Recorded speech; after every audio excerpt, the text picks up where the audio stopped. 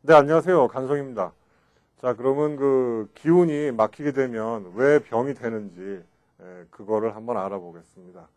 원래 막히지 않았다면은 어떤 그 덥고 차고 마르고 습하고 부족하고 넘치고 음이 많다, 양이 많다 이런 것이 생길 수가 없는데 어떤 체질이건 간에 그런 8가지 음과 양과 차고 덥고 허하고 실하고 바깥이냐 아니냐 뭐 이러한 그 이유 때문에 막히게 되는 원인이 생기게 되는데요.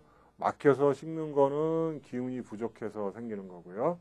기운이 약한 분들의 예를 들어서 노인분들이 그 허하고 찬 거, 허냉은 우리가 이해하기가 쉽지만은 젊은 사람도 기력이 없고 기운이 딸리면은 몸이 차가워지고 추위를 타죠. 체온 유지하는 게 바로 기온입니다.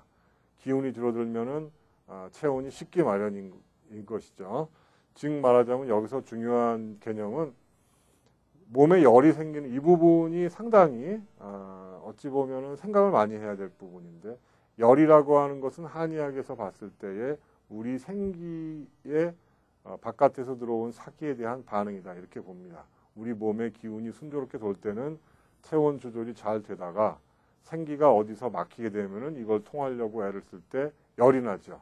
뭐 어디를 맞았다던가 멍이 들었다던가 발이 삐고 모기에 물렸다, 뭐 음식에 체했다 이럴 때도 다 열이 나게 되는 겁니다. 그럴 때 보면은 그 차이 정도의 차이는 당연히 있겠죠.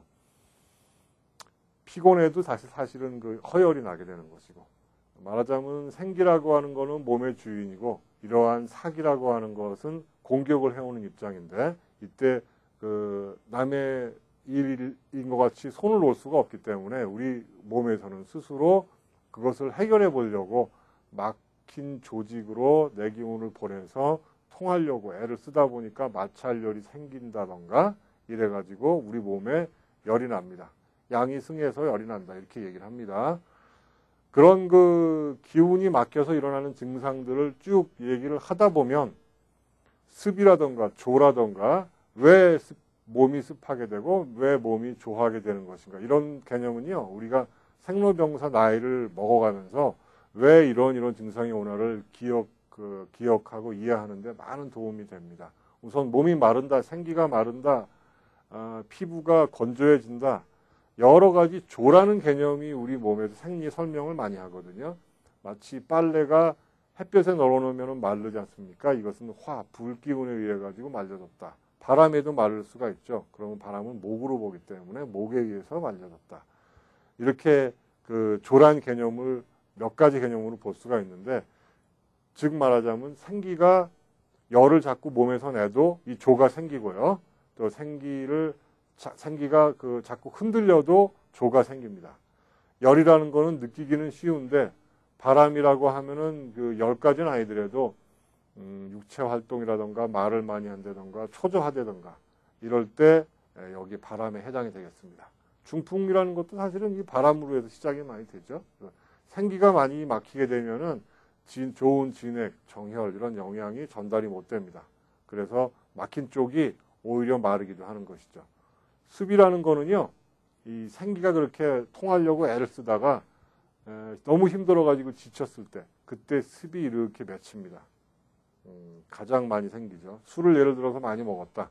그랬으면은 맨 처음에는 막 술 기운에 의해 가지고 기운이 막 잘 도는 것 같죠.